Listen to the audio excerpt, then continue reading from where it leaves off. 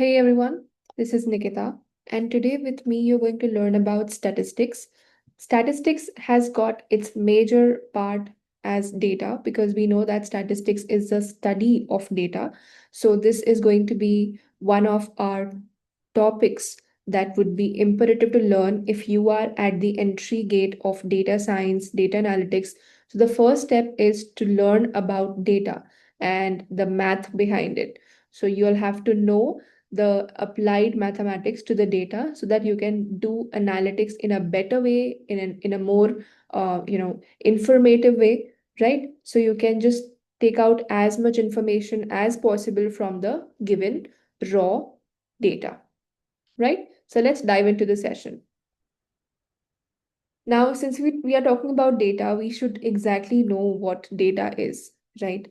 So, this is the collection of facts, figures, measurements, observations that are gathered as the source of information to be analyzed, interpreted, and used for decision making. Okay, well, this is some really long definition about it. Let me tell you in a very easy language what data is. So, when you see numbers around you, that is data, right? When you see images around you, that is data. When you call somebody and you exchange the talks, that is data. When you scroll your Instagram and you see the reels, that is data. When you click on a type of reel that you like and you want to see more, that is data that you have generated. You have provided them with the information of the reel that you have liked the most. Then you can see the click rates. Then you can go to any shopping website and you can shop the type of clothes that you want. That is data. That is your type of data, your type of clothing. So the clothing that you have put in, like if you love some sort of jeans, you love some sort of t-shirts, that is data. So all whatever you are doing mostly in this world right now is generating a lot of data. And if I'm going to keep it aside, just collection of mere data, it is not going to be of any value. It is only of value when it is analyzed. So when the data that is, all over the world right now, but only when it is analyzed and we get to some output, we get to some outcome from it, we realize that there can be some potential, insights from it, right? That can drive our businesses in a rate that is, or maybe scale the businesses into a very high rate. So that is what data driven actual insights are, right? So only if you know how to analyze data, you become useful enough to a company. Okay, so merely collection of data is not one of the things.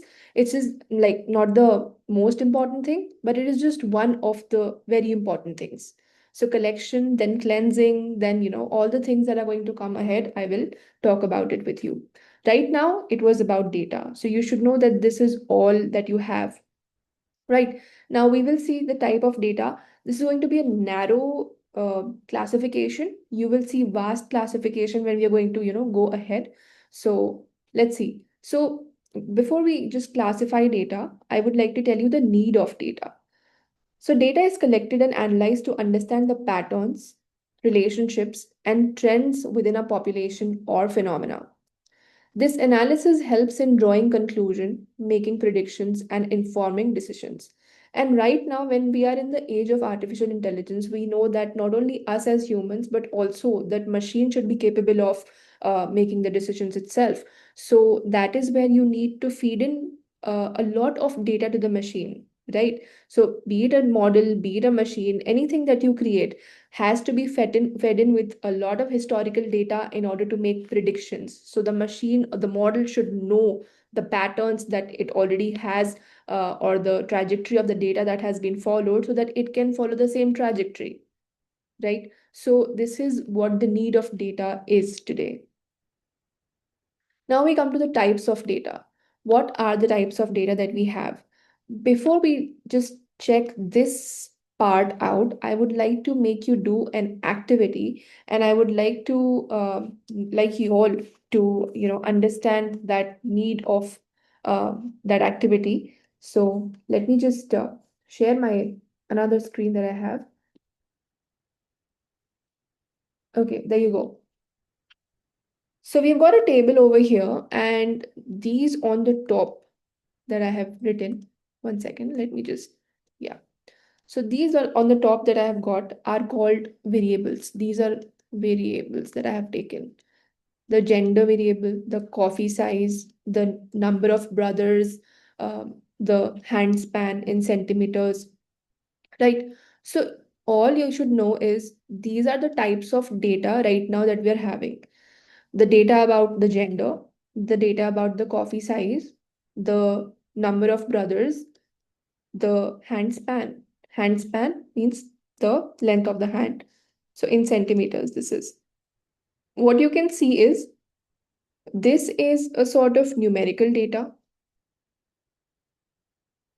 but since it also encompasses the decimal value, we can say it's a quite continuous data, right? We see this.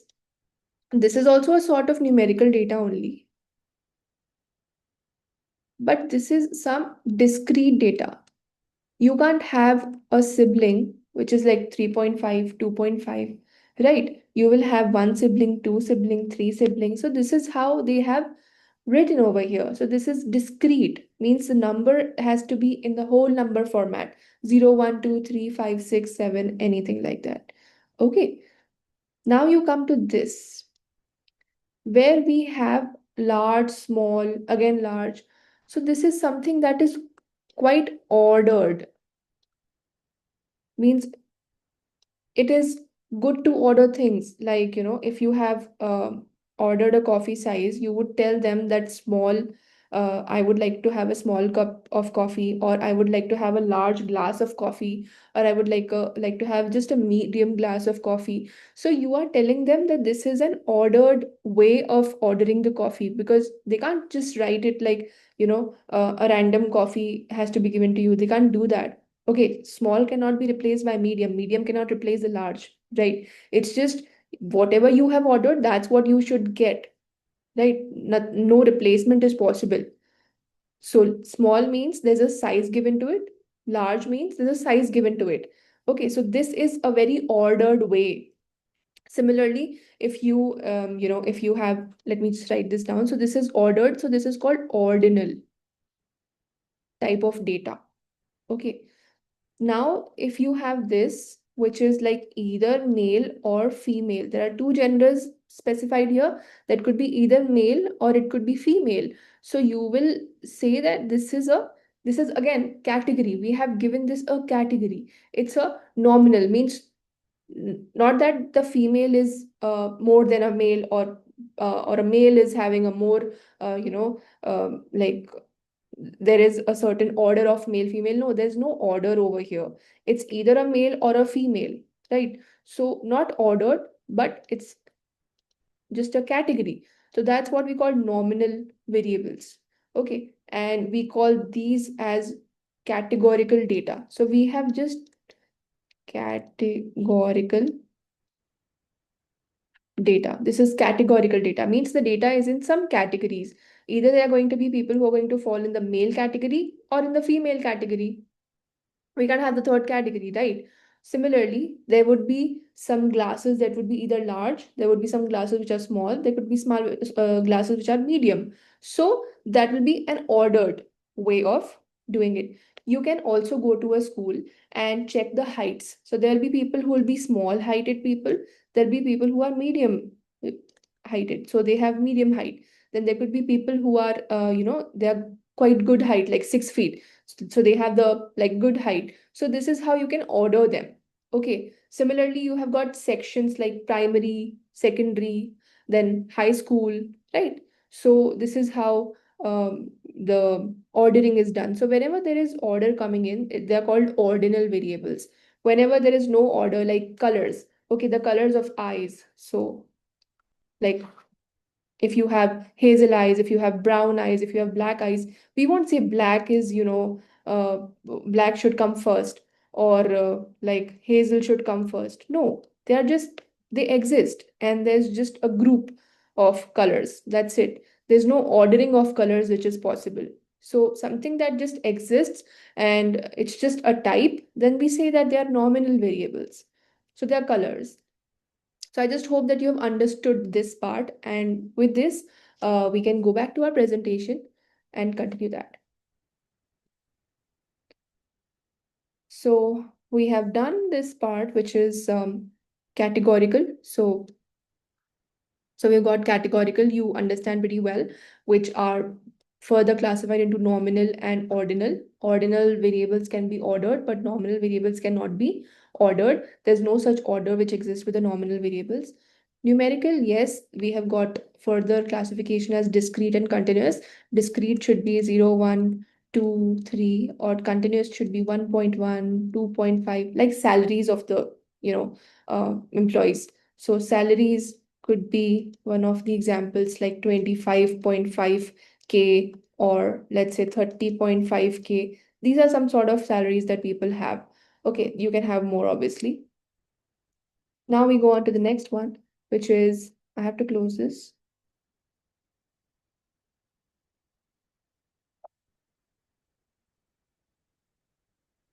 Okay, so let's read about categorical variables.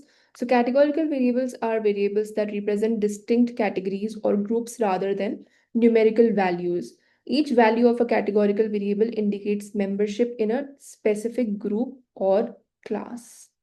This I've already told you, that we put them into male class or female class. There could be people who are males or females. So we are going to put them into category of males or females. The key characteristics are that they are often represented as labels or names. Let me just clear this annotation.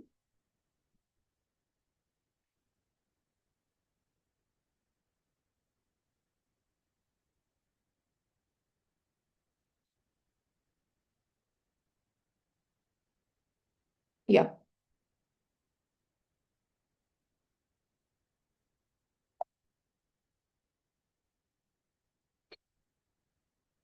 Now we get to the theoretical part of ordinal versus nominal, which I've already tried to explain you. Now you can just give it a theoretical format that nominal variables are categories which have got no inherent order.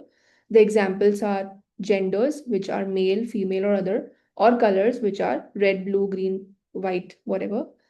Then there are ordinal variables that have categories, have a meaningful order, but the difference between them are not measurable. So large, medium, high, or education level is high school, bachelor's, master's. So there's an order that you follow in this part, right? Or rating, which is poor, fair, good, excellent. Like poor in case of grading system, we know that it's either poor, it could be fair, it could be good, it could be excellent. So excellent is the highest degree that you can have. Um, for this particular set that I have included.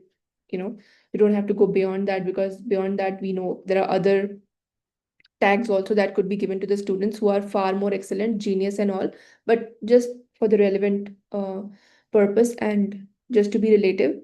So we have got poor, fair, good, excellent. This is an order given to the students, generally on the grade basis, right? Let's go ahead. Now we have numerical variables. Now this numerical variables is a quantitative variables. You will see further in other sections where you kind of see other places where the classification is based on quantitative and qualitative. So the categorical variables represent the qualitative variables and numerical variables represent the quantitative variables. By quantitative, we say that they are measurable. We can find the average of those numbers, and mathematical operations apply to the quantitative variables but not to the qualitative variables. So numerical variables, they are quantitative variables. They are variables that represent the measurable quantities and have values that are numbers. These values can be used for mathematical operations like addition, subtraction, averaging, and many other operations. You can find mean, you can find median, you can find mode, anything that you would like to have. Further on, we will study about the measure of central tendency. We will study measure of spread, box plot, stem and leaf plot. So many things you're going to see in future, right? So all of that is applied on the quantitative variables. So they are of two types. We know it could be discrete versus continuous. Discrete variables can take on specific separate values like whole numbers. which are countable and finite. So number of children, 0, 1, 2, number of cars in a parking lot, you can count them. You can't say that there's a 0.5 car present. You can't say a half car is present. Where's the other half car, right? So that's not possible. So the ones that can be counted, they are all discrete variables. Then you have continuous variables. It can take any value within the range, often infinite, and measurable and can include fractions or decimals, like height. Height is not possible to have 173, then 172, then 171. You can have 177.5, you can have 173.5 centimeters, like this. Temperatures also vary in decimal order. We can't always have whole numbers in temperatures. And weight also, you can see that, it's in decimal as well. So it's not always 80 kgs, 70 kgs, 50 kgs you have. You can have 50 by 55.5 kg as well. So these are all the continuous variables. I'm going to give you this worksheet for yourself. You can please try at your own pace and learn, and all the very best. So take care. I think this was it for the session today. I'll see you in the next one.